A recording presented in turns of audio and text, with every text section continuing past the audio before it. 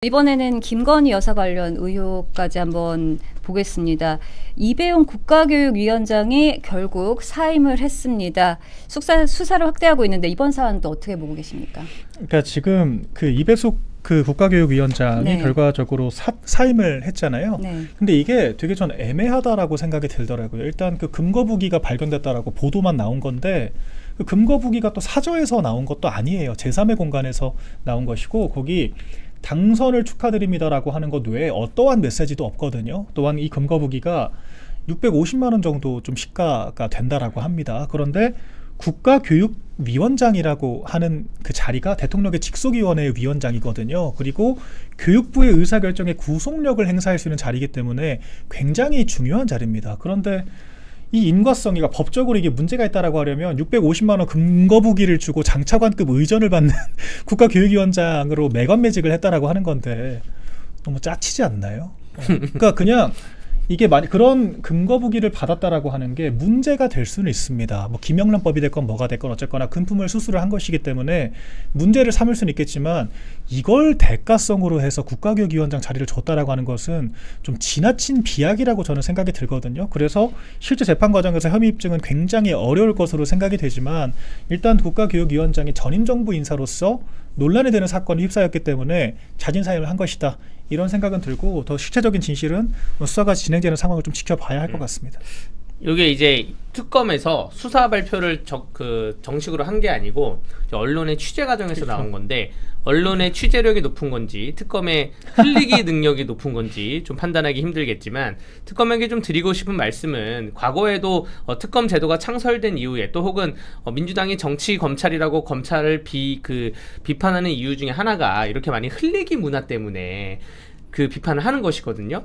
이렇게 많이 흘렸던 정치 검찰들이 그 역사가 또 바뀌면 진영이 바뀌면 교도소에 들어가신 분들이 꽤 있어요. 그렇기 때문에 수사를 할 때 그 특검이 아니면 명확히 입장을 발표를 하던가 정리를 해줘야지 언론 보도가 이렇게 막 판을 치고 있다 그래서 특검이 거기에 대해서 박수치고 좋아해서는 안 된다. 기명기고 아니면 아니다. 혹은 아니면 언론을 자제해달라. 혹은 명확히 얘기를 해줘야 된다고 보여지고요. 이배용 국가위원장 같은 경우에는 수사를 하면서 본인이 성실히 조사에 임하면서 입장을 밝히겠다고 했으니 나중에 문제가 있다면 뇌물 관련된 문제가 있다면 재판을 받아서 실체적 진실을 밝히면 된다는 부분입니다. 지금 말씀하신 게 거북이가 있었고 그리고 거북이 옆에 그 편지가 있는데 그렇죠. 편지가 이배용 국가교육위원장이 쓴 편지라는 거 아니에요. 근데 이게 뭐 저희도 사진을 본 것도 아니고 맞습니다. 거북이에서 뭐 지문이 나온 것도 아니고 그렇죠. 지금 그런 문제이기 때문에 좀 한동안 지켜보겠습니다. 네. 네, 얘기가 나온 김에 이제 한덕수 전 총리 불구속 기소가 된 이야기도 좀 나눠볼까 하는데요. 어떻게 보십니까? 근데 한덕수 전 총리 같은 경우에는 일단 구속영장이 기각이 됐잖아요. 뭐 민주당에서는 뭐 내란 판사다 뭐다 하면서 또 이제 인신 공격을 시작을 했는데 근데 그 영장 발부 판사가 정작 김건희 여사와 이상민 전 장관에 대해서는 영장을 발부한 판사거든요. 그러니까 오죽 요건이 안 되면은 기각을 했을까? 저 이 생각을 해봐야 한다라고 보거든요. 실제로 영장 기각 사유로 적시를 한 것이 혐의 자체가 아직 다툼의 여지가 있다라고 하는 겁니다. 그러니까 뭐 증거인멸인지 도준이 따져보기도 전에 혐의 자체가 굉장히 구체적이지가 않다라고 하는 거고요. 실제로 헌법재판소에서도 한덕수 국무총리 같은 경우에는 모든 그 사안들이 위헌 위법성이 없다라고 해서 기각 판결을 내렸습니다. 결정을 내렸습니다.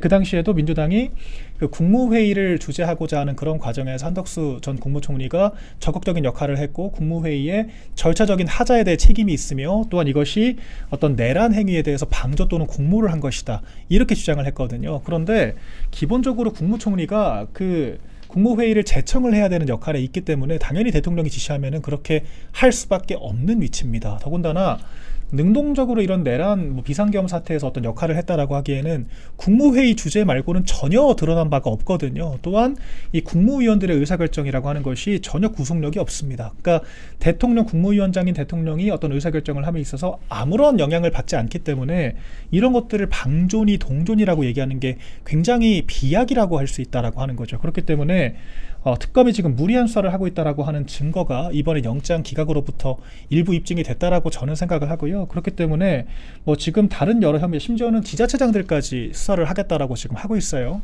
이런 상황에서 특검이 얼마나 무리수를 두고 지금 광란에 망나니 칼춤을 추고 있다라고 하는 건지를 점점 국민들께서 알아가실 거라고 저는 생각을 합니다. 한덕수 그 국무총리의 영장이 만약에 인용됐으면 물론 인용된 시기가 그러니까 영장 판단 시기가 8월 27일이고 이재명 대통령이 미국 방문한 시기가 8월 25일인데 그 전에 24일 날 영장을 청구했잖아요. 저는 이게 대미 관계에 굉장히 큰 그 맹점이 될 수도 있었다라고 그렇죠. 보여집니다. 한덕수 국무총리가 갖고 있는 미국과 미국에서 이러한 인적 자산을 살펴봤을 때 영장이 기각된 것이 오히려 굉장히 다행이고요. 영장이 기각됐다는 거는 범죄 혐의 소명이 있는지 없는지는 일단 둘째 치지만 어쨌든 재판에서 한덕수 총리에게 좀 더 유리하게 흘러갈 가능성이 높다고 생각됩니다. 네, 또 이어서 권성동 의원도 한번 살펴볼 텐데요. 어떻게 보십니까? 권성동 의원 같은 경우에도 네. 지금 일관되게 주장을 하고 있죠. 그 뭐 통일부에서 만난 건 사실이지만 자금을 받지 않았다. 심지어 그 정치 자금을 수수했다라고 하는 구체적인 증거가 아직 나오지 않았다라고 하거든요. 결과적으로 특검발 언론 플레이만 있을 뿐인 것이지 무슨 뭐 박스가 있었다라고 하는데 1억 원을 요새 누가 박스로 줍니까? 5만 원권으로 하면은 뭐 작은 파우치 안에 다 들어갈 만한 그런 규모거든요. 그렇기 때문에 저는 더 미심쩍은 부분들이 있다라고 생각을 하고요. 그리고 저는 권성동 전 원내대표가 불체포 특권을 포기하겠다라고 한 것이 그 영장 그 발부에 있어서 좀 결정적인 영향을 미칠 거라고 생각을 합니다. 정확히는 기각될 거라고 생각을 합니다. 왜 그러냐면 권성동 원내대표가 그 지난 박근혜 전 대통령 국정농단 특검 당시에도 강원랜드 그 불법 채용 사건에 연루됐다라고 해서 기소가 됐었어요. 그때도 체포동의안이 가결이 되었지만 법원에서 영장을 발부하지 않았거든요. 그리고 최종적으로 무죄 판결을 받았습니다. 그래서 같은 취지로 이번에도 결백을 주장을 하고 있는 것이고 민주당이 사실 그런 불체포 특권에 가장 큰 수혜들을 받았잖아요. 이재명 대통령이 불체포 특권에 몸매다가 1차 부결되고 2차 가결됐을 때 누가 가결시켰냐라고 얼마나 그 궁색한 색출 작전을 펼쳤습니까? 당시 이재명 야당 대표의 영장 체포동의안이 가결됐다라고 하는 이유로 원내대표가 30분 만에 사퇴를 했어요. 그러니까 민주당은 그 정도로 거의 정당 전체가 특정인의 로펌 역할을 하면서 똘똘 뭉쳐가지고 방어를 했지만 저희 국회의원들은 당당하게 맞서겠다라고 얘기를 하고 있다. 그렇기 때문에 법원 입장에서도 아니 본인이 그 혐의에 대해서는 부정을 하고 있지만 어쨌거나 수사에 적극적으로 임하겠다라고 하고 있고 지금 최근에 13시간 넘게 수사를 받았다라고 하는 이런 상황에서 굳이 1신상의 구속이 필요한 이유가 없다라고 판단할 가능성이 크거든요. 그렇기 때문에 이번 같은 경우에도 체포동의안이 가결된다라고 해도 법원에서 영장 발부가 되지 않았을 때 민주당이 엄청난 역풍에 직면할 수 있다라고 저는 생각을 합니다. 이재명 대통령이 국회에서 체포동의안이 가결된 적이 있기 때문에 야 이거 올리면 무조건 가결이야 라고 생각을 하는 것 같은데 역사를 보면 그렇지 않아요. 가장 최근에 염동열 의원이라고 강원랜드에 직접적으로 휘말려가지고 2018년에 당시 문재인 정권이 출범하고 적폐청산이다라고 해서 한겨레에서 일문 강원랜드 실고하면서 염동열 의원을 정조준했습니다. 체포동의안이 올라왔는데 결국 부결됐어요. 그때 민주당이 다수당이고 대통령 정권 출범한 지 얼마 안 된 지금의 상황과 다 똑같은데 이 체포동의안에 대해서 과연 이재명 대통령과 대통령실은 자신 있는 것이냐, 특검은 자신 있는 것이냐 돌아봐야 되는 게 그 이재명 대통령도 국회에 들어온 지는 얼마 안 됐거든요. 국회의 생태에 대해서 권성동 의원이 5선 의원입니다. 그러면 5선이면 한 20년 남짓 동안 300명의 국회의원들하고 얼마나 오고 가면서 친하게 지내고 하는 그러한 인간적인 끈끈함이 있단 말이야. 국회의원들은 서로를 볼 때 적이긴 하지만 오늘도 한복을 입고 상복을 입고 했지만 기본적으로 정치적 동지의식이 깔려있기 때문에 일단은 국회에서 체포동의안의 벽이 넘을 수 있을까? 그거부터 좀 의심이 되고요. 그 벽을 넘었다 하더라도 그 다음 수순은 박민영 대변인 말씀하신 것처럼 권성동 의원이 본인의 SNS에 굉장히 구체적으로 기술을 하고 있어요. 그런 것이 다 변론에 작용되면서 굳이 증거인멸과 도주 우려가 없다는 점이 인정돼서 법원에서는 체포동의안이 국회에서 가결된다 하더라도 법원에서 영장이 기각될 것이다 라고 생각됩니다.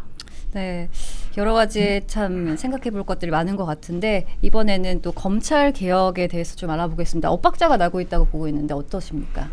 지금 민주당 내 거의 내분이 난 상황이에요. 제가 주말 동안 쭉 모니터링을 해보니까 지금 토론을 하자라고 내가 주제를 하겠다라고 한 이재명 대통령을 또 지지하는, 그러니까 속도 조절을 지지하는 이 민주당 내 개딸들과 이른바 그리고 이제 아니다 정청래 대표 말처럼 무조건 추석 전에 검찰을 해체를 해야 된다라고 하는 강성파들이 정말 치열하게 맞붙고 있는 상황입니다. 그래서 지금 민주당 내 자중질환이 펼쳐지고 있는 건 맞는 것 같아요. 그런데 당연한 것이 정청래 대표는 제가 봤을 때 이미 차기 대권을 꿈꾸고 이 정권을 좀 마중물로 삼아야겠다라고 생각을 하는 것 같아요. 그래서 검찰개혁이라고 하는 민주당원들만의 그런 어떤 수건 사업들을 본인이 주도를 하면서 좀 자신만의 입지를 만들겠다라고 하는 과욕을 부리는 걸로 생각이 되거든요. 쉽게 말해서 정청래 대표는 지금 국민을 보고 정치를 하는 게 아닙니다. 강성 지지층을 자기 편으로 만들기 위해서 무리하게 지금 무리수를 두고 있다라고 하는 거고요.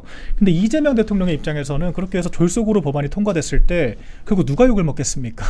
대통령이 욕을 먹는 거예요. 그러니까 법안을 통과시키는 것까지는 국회 몫이지만 제대로 집행되지 않아서 제가 아까 말씀드렸던 이 보안수사권마저 폐지됐을 때 발생하는 여러 가지 이런 시민사회 부작용들은 오로지 정부가 감당하고 책임을 져야 되거든요. 그렇기 때문에 정성호 법무부 장관은 이재명 대통령의 메신저 역할을 하는 겁니다. 속도 조절을 좀 해달라 이렇게 얘기를 했지만 결과적으로 지금 정부가 밀리고 있는 형국이라고 보이거든요. 정성호 법무부 장관이 두 차례나 그래 여당을 따라가는 것이 맞다 이렇게 시인을 하면서 결과적으로 양보를 하는 그림이기 때문에 지금 민주당도 강성 지지층에게 잡아먹히기 임박한 직전의 그런 상황이라고 보여지고요. 결과적으로 이재명 대통령이 주도권을 잃어버리지 않을까라고 생각이 되는데 그게 정치적으로 야당에게는 이로울 수 있습니다. 민주당이 이제 그 내분이 난다라고 하는 것이. 그런데 국가적으로 봤을 때는 정부의 페이스를 따라가는 게 맞죠. 정청래 대표 말대로 했다간 정말 국가가 파산될 수가 있습니다. 이거는 좀 재밌는 게 날짜가 정해져 있는 싸움이에요. 그 정청래가 추석 전에 하겠다라고 했기 때문에 10월 6일 추석 전에 만약에 그 검찰청 해체하는 법안이 통과되면 정청래 추미애 승리. 근데 10월 6일 때까지 검찰청 해체하는 법안이 통과 안 되면 이재명, 정성호 승리입니다. 근데 저는 약간 객관적 시간을 가진 법조인으로서 제가 이 사안에 대해서는 정청래보다는 이재명을 응원하고 있어요. 이 이재명이 국민토론을 열던 속도 조절을 하자 이런 얘기가 아마 뭐 미국 갔다 와가지고 잭 스미스 얘기도 듣고 이런저런 얘기를 듣고 해서 그리고 가장 중요한 게 지금 이재명 대통령의 지지율이 하락하고 있잖아요. 50% 이하로 하락했기 때문에 이런저런 보고를 받았을 때 너무 급하게 가서 떨어지는 겁니다라는 보고를 받았을 것이고 그래서 속도 조절을 하는 건데 그럼 정청래가 추미애는 왜 이거를 굉장히 강성으로 가냐. 하반기 국회의장 선거하고 먼저 관련이 있습니다. 하반기 국회의장 선거에 민주당이 지금 희한한 조항을 만들려고 하는 게 국회의장이나 국회 본인들 원내대표 선거에 당원들의 투표를 집어넣겠다는 것이거든요. 그렇기 때문에 강성 당원들이 투표권을 갖게 되면 그 강성적인 발언을 하는 사람이 국회의장이 되던가 다음 국회 원내대표가 될 수밖에 없는 구조예요. 그래서 가장 가까이 있는 대선은 너무 멀리 있고 가장 가까이 있는 이런 싸움의 지표가 되는 지방선거도 있지만 국회의장과 원내대표 선거가 있기 때문에 추미애 그 지금 법사위원장 같은 경우에는 국회의장을 노리고 있기 때문에 이렇게 강성 발언을 계속 이어가는 것이다 라고 볼 수 있습니다. 네. 네. 이제 민주당이 또 내란 특별법을 통해서 특별재판부 설치까지 추진하겠다고 네. 밝혔는데요. 어떻게 보시나요? 말도 안 되는 얘기를 지금 하고 있는 거죠. 그러니까 제가 아까 말씀드렸던 것처럼 그 뭐 지귀현 판사도 공격하고 지금 뭐 영장 발부 안 해줬다고 그 한덕수 전 총리 관련해서 또 비판을 하고 하는데 지귀현 판사가 결과적으로 구속 취소를 할 수밖에 없었던 것은 저희 국민의힘이 수차례 지적을 했습니다. 공수처는 내란 때 수사권이 없습니다. 그렇기 때문에 수사 관할 문제가 발생하기 때문에 나중에 재심까지 갈 수도 있거든요. 그렇기 때문에 애초에 잘못된 판단을 본안 재판 전에 바로잡겠다라고 하는 것이 구속 취소 사유였습니다. 굉장히 합리적이었고요. 이번 같은 경우에도 다른 관계자들은 다 구속을 시켰던 판사가 기각을 시켰으면 특검이 영장 청구를 잘못했다라고 보는 게 상식적이잖아요. 그런데 민주당은 이런 것들이 다 사법부가 잘못된 증거다라고 얘기를 하면서 특별재판부를 만들겠다라고 하는 겁니다. 근데 이게 굉장히 위헌적이잖아요. 딱 들어봐도 위헌적이지 않습니까? 우리나라의 이 사법부의 독립성을 헌법이 보장을 하고 있는데 그런 사법부 외 재판부를 따로 만들어서 민주당 입맛에 맞는 판단을 하겠다. 이 자체가 얼마나 위헌적이고 위법적이에요. 그리고 지금 이미 이번 특검 자체도 민주당이 주도하고 있지 않습니까? 누가 봐도. 저희 국민의힘은 특검 추천권도 없었습니다. 그냥 민주당과 조국혁신당이 특검 추천을 해놓고 대통령이 고른 거예요. 그러니까 특검 자체가 지금 가치 고립적인 수사를 하고 있는데 가치 고립적인 판단을 하는 재판부를 만들겠다라고 하는 것은 인민재판을 하겠다라는 것밖에 더 되겠습니까? 그러니까 민주당이 얼마나 이 사법 시스템에 대해서 신뢰가 없고 자신이 없으면 이렇게 법치 자체를 망가뜨리는 정말 중대한 도전을 하고 있다라고 저는 생각을 하기 때문에 강력하게 규탄할 수밖에 없고요. 오늘 심지어 법원행정처에서도 관련된 입장이 나왔습니다. 이거 위헌 소지가 있다. 하면 안 된다라고 얘기를 한 거거든요. 아무리 지금 상황이 민주당이 지금 여러 실책들 때문에 지지율도 떨어지고 공공한 상황은 이해하겠습니다만 밑도 끝도 없는 내란몰이 가지고 이렇게 정치적으로 또 싸우려고 하면 결과적으로 여당이 심판받을 수밖에 없다라고 하는 점도 명심을 해야 할 것 같습니다. 이 법 중에 가장 황당한 조항이 19조예요. 이거 박찬대 의원이 그 대표 발의해가지고 정확한 명칭은 비상계엄의 후속 조치 및 제보자 보호 등에 관한 특별 법안. 이 법안에서 이제 특별법 설치 내용이 있는 건데 법 19조의 내용에 보면 가장 그 황당한 게 그럼 국회에서 입법부에서 재판부를 설치한다 쳐요. 그럼 그 재판부를 누구를 구성하냐? 이 법을 해석하다 보면 민주당과 조국혁신당이 3명을 추천합니다. 그리고 대법원장이 3명을 추천하고요.